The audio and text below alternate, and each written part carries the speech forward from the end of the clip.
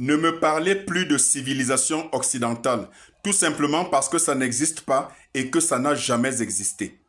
Par essence, une civilisation est fondée sur la notion d'humanisme, c'est-à-dire qu'elle met l'humain au centre de ses préoccupations.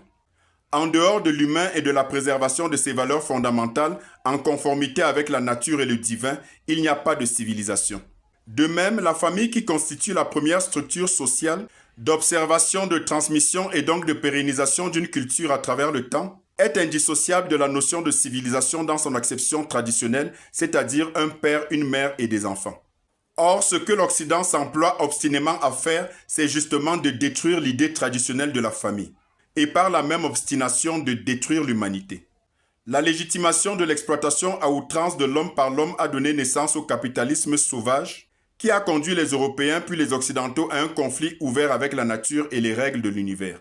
Même le bon sens ne permet pas d'imaginer que l'Occident puisse avoir une civilisation.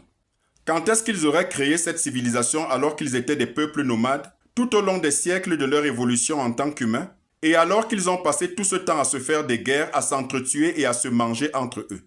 Toute l'histoire de l'Occident est jonchée de mensonges, de vols, de crimes, de plagiat et de prédation. Et le seul fait qu'une civilisation soit fondée sur le mensonge et le plagiat est la preuve par excellence que cette civilisation supposée n'a jamais existé. Comment peut-on être raisonnablement constitué et considérer qu'un peuple qui a fait son apparition sur Terre il y a à peine 8000 ans puisse enseigner quoi que ce soit des valeurs humaines et des règles de l'univers aux premiers habitants de la Terre qui y ont vécu depuis des millénaires avant eux et qui maîtrisaient déjà la médecine, les mathématiques, l'astronomie, les sciences et les lois de l'univers? Alors que pendant ce temps, les Européens vagabondaient sur la Terre quand ils n'étaient pas dans leur caverne. Comment peut-on imaginer sans se fourvoyer que des Occidentaux ont apporté une quelconque civilisation à l'humanité, quand on sait que jusqu'au XVIIIe siècle, ils avaient peur de l'eau et donc ne se lavaient pas, parce que leur médecine qu'ils pensaient savante faisait croire que l'eau était dangereuse pour la santé parce qu'elle ouvrait les pores aux microbes. Pour rappel, Louis XIV ne s'était lavé que 2 fois dans toute sa vie, ce qui n'a pas empêché les Français de l'appeler le roi Soleil et de faire de lui l'un des plus grands de l'histoire de France. À chaque peuple son ordre de valeur. Comment peut-on prendre pour modèle et s'inspirer d'un peuple qui se livre à toutes sortes d'abominations et les érige en modèle, par le rejet des lois naturelles pour plébisciter, des absurdités telles que les LGBTQ, le cannibalisme, la zoophilie, la pédophilie et toutes les autres philies diaboliques? Comment peut-on s'imaginer qu'une telle bande d'attardés ait pu apporter quoi que ce soit de positif à l'humanité? Il faut vraiment être doté d'un esprit particulièrement étroit pour prêter le flanc aux élucubrations d'une prétendue civilisation occidentale. Et quand je pense qu'au XXIe siècle, il y a encore des Africains qui se sentent évoluer parce qu'ils essayent de s'assimiler coûte que coûte au modèle de vie occidental, considérant que c'est le plus haut palier de la civilisation humaine, alors je comprends que le travail de désaliénation de la pensée collective africaine a encore du chemin. Parce qu'il n'y a tout simplement pas d'explication rationnelle lorsque l'original essaye d'imiter la copie. Et qui plus est, une pâle copie, et ce n'est pas qu'un jeu de mots.